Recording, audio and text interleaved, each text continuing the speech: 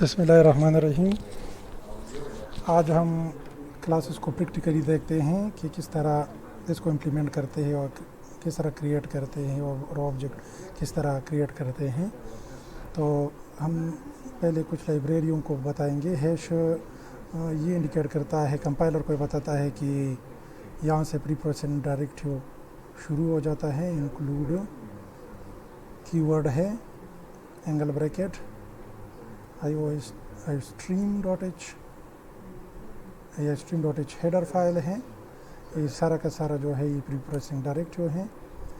फिर ये इंडिकेट करता है, ये हैश यानी कंपाइलर को बताता है कि यहाँ से प्री प्रोसेसिंग डायरेक्टिव स्टार्ट हो जाता है, जो कि कंपाइलर को एक डायरेक्शन है कि कोड को एग्जीक्यूट करने से पहले ये लाइब्रेरियाँ इंक्लूड कर लो, इससे कंसल्ट कर लो। तो इंक्लूड conio.h। इसके बाद हम कीवर्ड लिखेंगे क्लास, यानी रिजर्व वर्ड, ये एक रिजर्व वर्ड होता है। और फिर हम क्लास का नाम लिख लेते हैं। इस कर्ली ब्रेसेस से, ओपनिंग कर्ली ब्रेस से क्लास का नाम शुरू हो जाता है। और फिर यहाँ से हम प्राइवेट लिख लेते हैं। प्राइवेट ये एक्स स्पेसिफायर है, यानी इसके नीचे जो डेटा टाइप में लिखूँगा वो सिर्फ इसी क्लास में एक्सेसिबल होंगे, बाकी एक्सेसिबल नहीं होंगे। और हम लिख लेते हैं इंटीजर, ये डेटा टाइप है। और साथ में हम लिख लेते हैं रोल नंबर, ये डिक्लेयर हो गया। ये यहाँ पर हमने डेटा मेंबर को डिक्लेयर कर दिया जिसका डेटा टाइप है इंटीजर।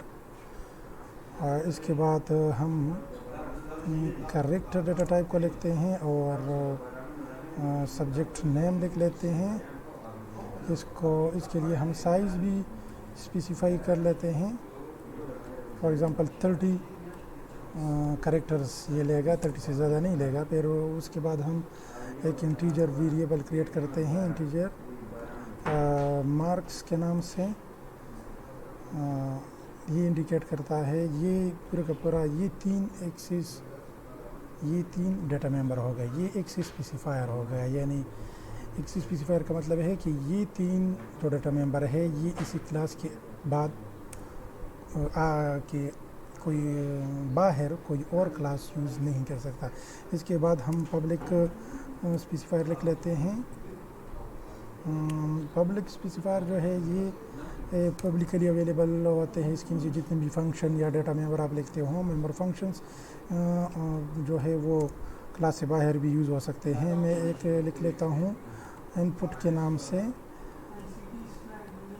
और ये वेरिएबल ये मेरे फंक्शन का नाम हो गया। यहाँ से फंक्शन शुरू हो जाता है, यहाँ से यहाँ पर मैं इसको ख़त्म कर देता हूँ। और यहाँ इसके अंदर इसकी कुछ स्टेटमेंट्स लिख लेता हूँ।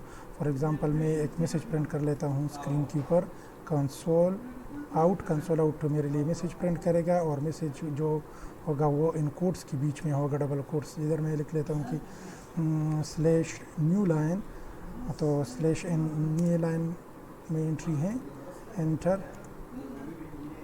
रोल नंबर,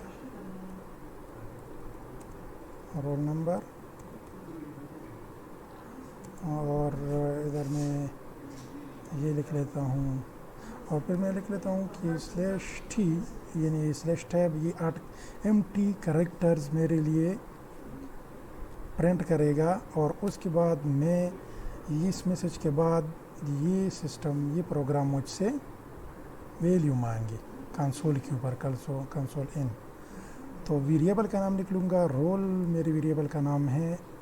सेमीकोलन से मैं इसको इंट कर लेता हूँ। और उसके बाद मैं दोबारा से इसको प्रिंट कर लेता हूँ, दूसरी वेरिएबल एक और मैसेज प्रिंट कर लेता हूँ। और मैं कहता हूँ इधर कि मेरे लिए क्या आउट करो, मेरे लिए सब्जेक्ट नेम ये प्रिंट करो, और नए लाइन में प्रिंट करो। और ये टैब जो है ये 8 एम्प्टी स्पेसेस प्रिंट करें। उसके बाद CN कंसोल इनपुट, और इधर मुझसे ये वेरिएबल का नाम लिख लूँगा ताकि मैं इसमें वैल्यू स्टोर कर सकूँ। नेम वेरिएबल, और फिर इसी तरह तीसरी वेरिएबल के लिए भी मैं मैसेज प्रिंट कर लेता हूँ। स्लैश न्यू लाइन में जाओ और वहाँ पर ये मैसेज प्रिंट करो, एंटर मार्क्स, और फिर उसके बाद कुछ 8 एम्प्टी स्पेसेस प्रिंट करो स्लैश टी, और उसके बाद मुझसे कंसोल से मुझसे एक इसके लिए वैल्यू मांग लो। तो मार्क्स वेरिएबल का नाम लिख लें, मार्क्स और सेमीकोलन। ये हमारा यहाँ पर ये फंक्शन ख़त्म हो जाता है। इस फंक्शन के बाद में एक और फंक्शन डिस्प्ले के लिए बना लेता हूँ, उसका नाम है डिस्प्ले। यहाँ से इसका स्टार्ट हो जाता है, यहाँ पर एंड हो जाता है, और इसके अंदर में सिंपल ये डिस्प्ले कर लूँगा जो मैंने इसको दिया है कि एक मैसेज प्रिंट कर लो कि यूर नए लाइन में slash n your roll number is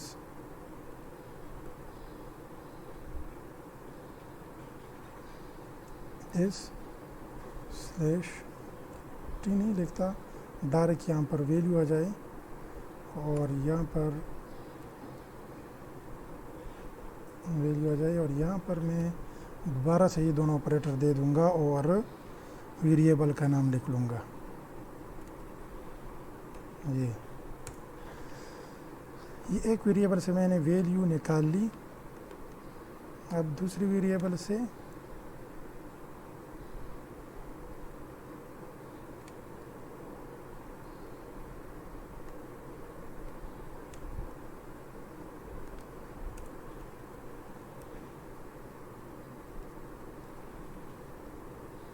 new line your subject name,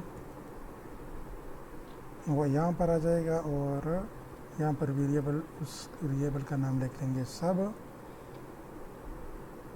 name. यहाँ पर तीसरी वेरिएबल से भी वैल्यू डिस्प्ले करते हैं, स्लैश n न्यू लाइन में जाओ और वहाँ पर मार्क्स यूर मार्क्स ये प्रिंट करो, और इधर मार्क्स वेरिएबल लिख लो कि मार्क्स में जो वैल्यू मैंने दी है वो डिस्प्ले करो।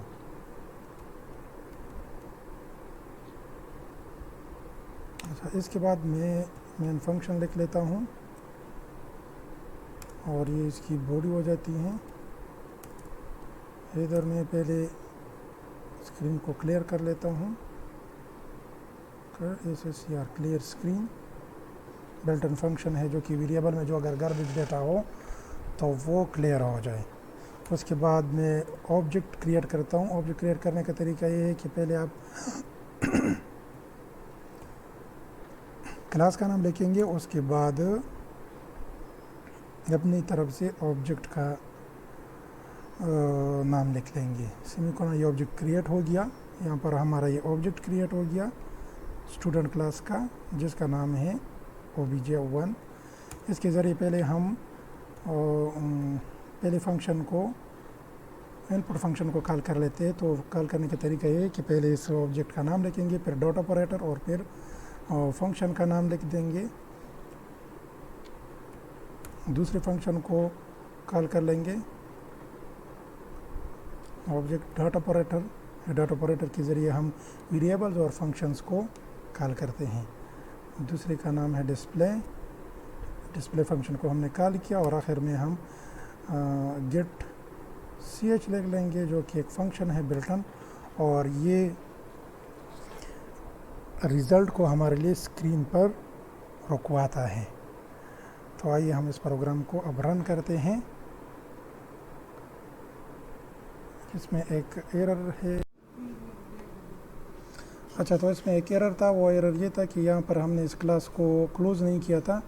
इस क्लास को क्लोज़ करते हैं, क्लोजिंग करली ब्रासेस और साथ में सेमीकोलन, ये सेमीकोलन क्लास को एंड कर देता है। आइए इस प्रोग्राम को रन कर लेते हैं।